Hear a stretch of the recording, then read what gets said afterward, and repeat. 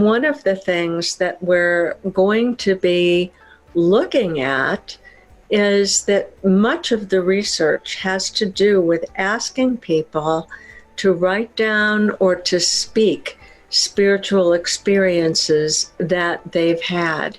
And it turns out we can change our brain, activate different parts of the brain that we're going to look at, and kind of install that activation, link neurons together.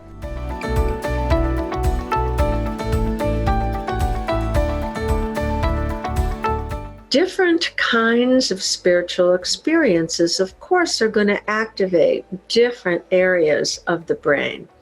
So concentration meditation, for example, if you're just concentrating on breath or concentrating on mantra or concentrating on a visual like a candle, those kinds of concentration experiences plus verbal prayer, let's say doing the rosary. Mindfulness meditation decreases activity in the DFM, the default mode network, but this is like the rumination network when you're worried about what people think of you.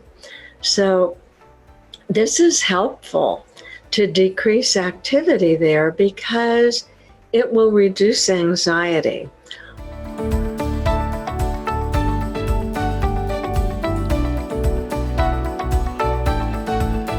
And that is a midline network. It extends from the orbitomedial prefrontal cortex back to the posterior cingulate cortex. And it includes the amygdala and hippocampus. And that, as I've said before, is the source of mind wandering and rumination.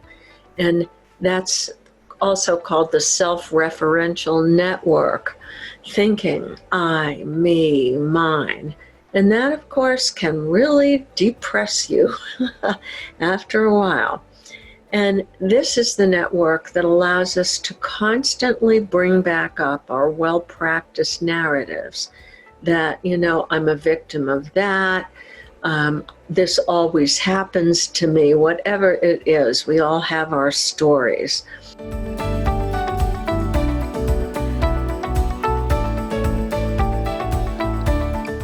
So there's actually quite a lot written about our stories, our narratives, and how they create our identity.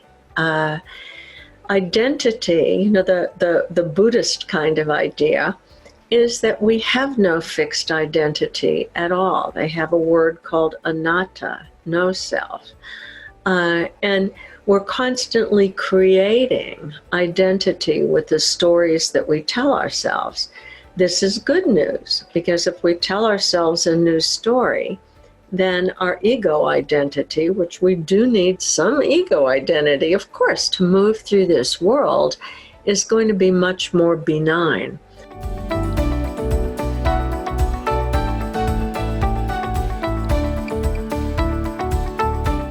And of course, the foundational work of Donald Hebb tells us neurons that fire together wire together. And so inner strengths of any kind, including flow, are grown from experiences of those strengths. In other words, the state has to be activated for the neurons to be firing so that they can wire together. And once you've got activation of a state, you can install temporary states as traits. And this is, of course, very much also the work of self-directed neuroplasticity. Just little bits of meditation during the day can help put you in a better state and give rise to, a more balanced mood.